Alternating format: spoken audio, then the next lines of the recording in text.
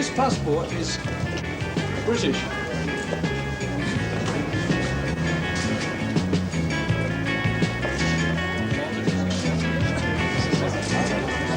Welcome to Norway. We hope you'll be happy here. Where are the guitars?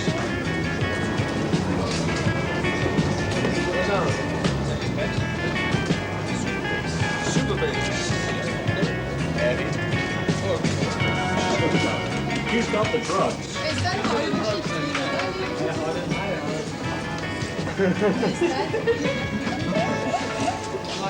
See the steps.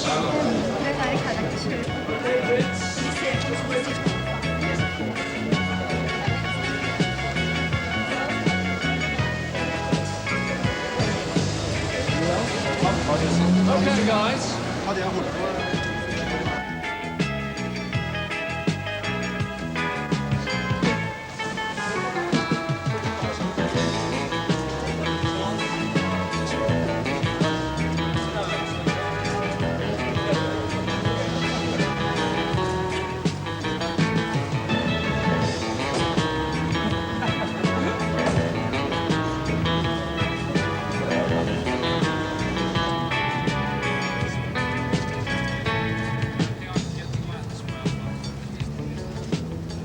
You started in 58 now? Yes. Yeah, 58. 1858. 23 years? Yeah. We used to sing and play the guitar, so we had automatically 2 guitars, and then to back that up, normally bass and drums. And it just kind of became the setup we had. We didn't sort of plan it particularly, that's just the way it accidentally came about. Do you sing songs actually in the early days before you became Yes. Shadows? Yes. We tried to sing songs. Yes. Very badly. Did you- We made 2 vocal records and 1 instrumental before Apache. I mean, it was pure chance that we had a hit with an instrumental. Actually, it could have been a vocal, then we may have been a vocal group, like the Beatles or something. It was just a good melody, I think. It was a good record, first of all, but it was a very strong melody. And at the time, Hank was using this echo box, the box echo, I think. Yeah. And it was a new sound, but mainly it was a very good melody.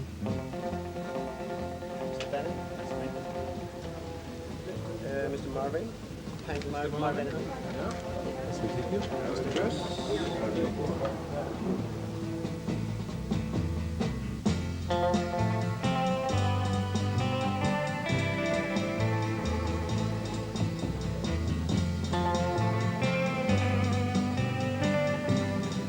I personally grew up listening to things, just normal popular music of the day, and then traditional jazz and folk blues, things like Lead Belly and Big Bill Broomsey, and then the early rock and roll, early Elvis Presley, Crickets, Buddy Holly, Everly Brothers. I used to listen to the radio a lot, and I used to listen to the American Forces station in Tangiers, which played a lot of jazz music. I was very interested in jazz and big orchestras, and the highlight of a drummer's career is really playing with a large orchestra. Did you read music when you started as the Shadows, or? No, I didn't. No, I don't know. I used to when I was a child because of playing the piano, but I've forgotten how to read music. But how do you arrange your songs now then? Do you write it out, or do you sort of work it together? Well, When we write a song, we just sit around till it sounds right, and then if you write a chord symbol down and give it to the bass player and keyboard player, we just work it out, mainly by ear, until it sounds right.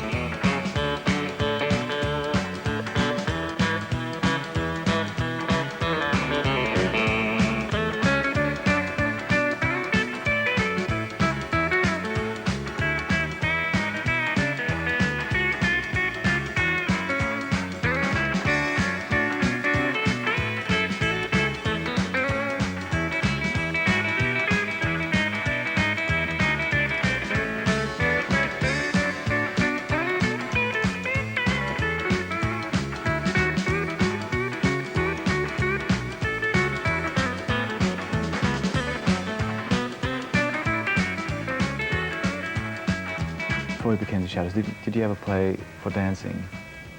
Like we did in Norway, we always played dancing gigs. I Brian played, did, I yeah. played in Yeah. lots of dance bands, school bands and things, yeah. Mm. You didn't know that, did you? I didn't know that, no. Actually, I think we, in Newcastle, where we come from, Bruce and I come from, the northeast of England, a place called Newcastle. And when we were still at school, we had a skiffle group, and we used to play dances, really, didn't we? We tried to run our own a few times. Yeah. And Not very much, not very much. Not a really. lot. Not a lot. I played with a trad jazz band for a while, playing the banjo and played singing banjo? jazz songs. Yeah. Tenor banjo? No, it was a G banjo. Yeah, five string? No. Yeah, but I Look- took the fifth string off and just used it with 4 strings, just to play, you know, trad chords. He didn't like rock and roll in those days. And people used to dance to that. You played for several celebrities, I think you told me, and Princess Margaret, for one. Princess Margaret. That was a long time ago in a church, a youth club, was it? Yeah, it was a boys' youth club. In the Hackney. east, yeah, in the east end of London, the poor district, and we did a show there, and she was all. Next item, a big favorite with everybody there, Apache, rendered by the popular group The Shadows.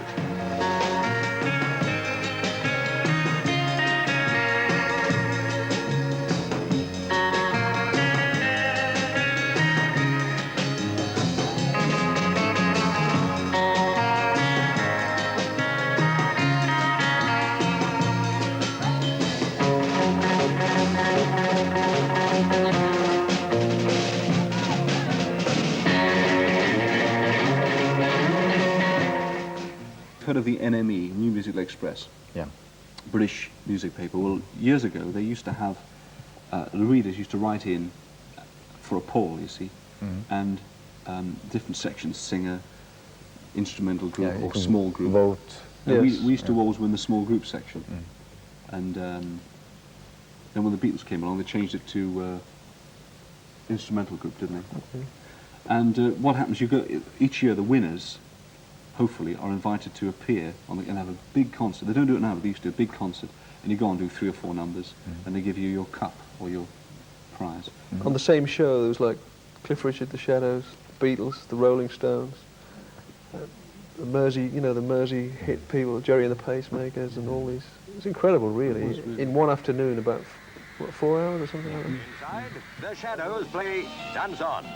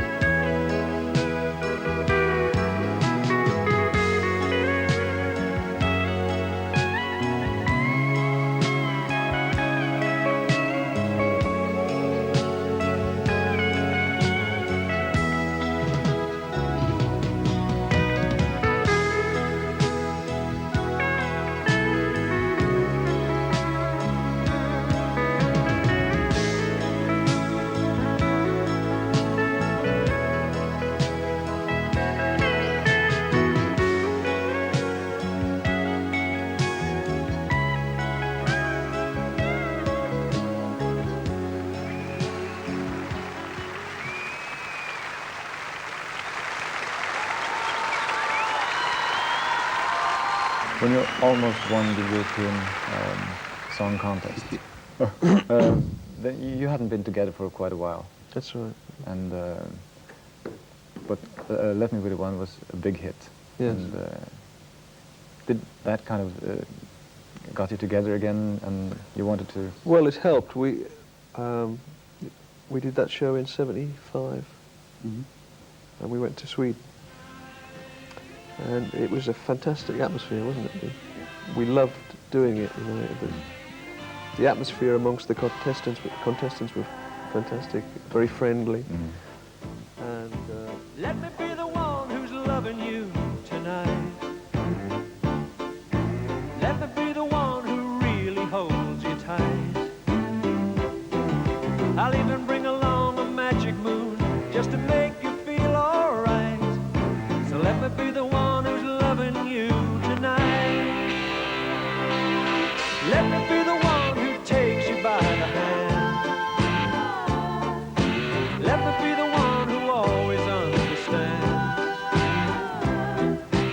Everybody knows we've been good friends, but I was very nervous and I forgot the words on the show. Just before the curtains opened, when they were setting the Shadows equipment up, my microphone fell on the floor. And and I got really nervous and I picked the microphone up and I was thinking, I forgot I think the second line. I knew the first line because it was the title of the song, you know, so I was, let me be the one, na na na na. Gone.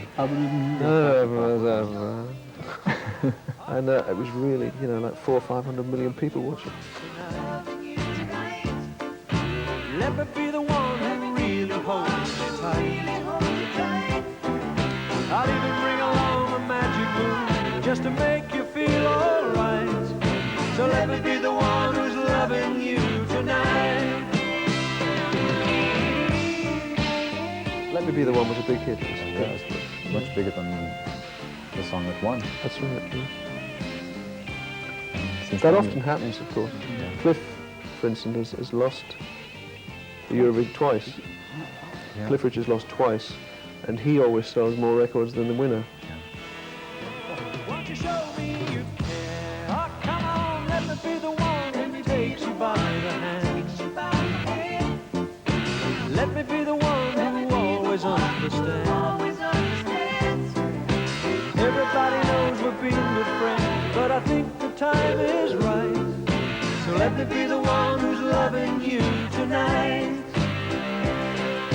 Let me be the one who's loving you tonight. Tonight. Tonight. Tonight. Tonight. Tonight. Tonight.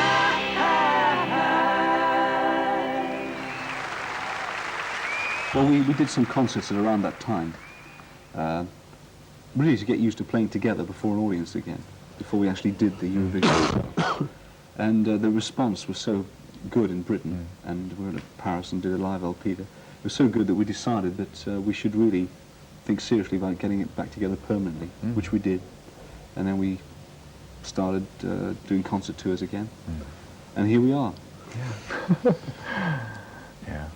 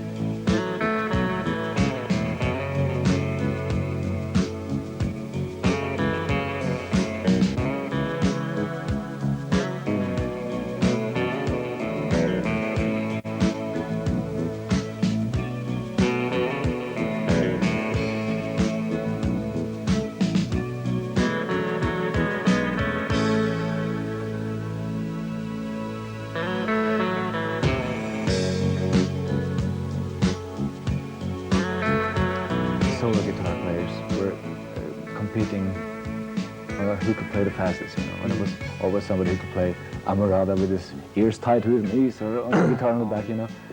And then suddenly people lost interest for instrumental music. Yes, well, it comes and it goes. Yeah. Obviously, when in the early '60s, it was very big. But you never went into playing really fast ones. No, we play a lot of mistakes fast. It's the only way to play them. It can be quite funny because if you have a good atmosphere with the audience, we usually make a joke out of it, don't we? And just ask who spotted the deliberate mistake or something. Usually everybody laughs. So I think once you've got experience and you've got contact with an audience, you can get around those things. It's when you're very new, inexperienced, and you make a mistake and you think the world's going to cave in. Yeah. And then, oh, what have I done? But everybody's human, everybody makes mistakes. Oh, yeah. Even the audience make a mistake when they come to see it.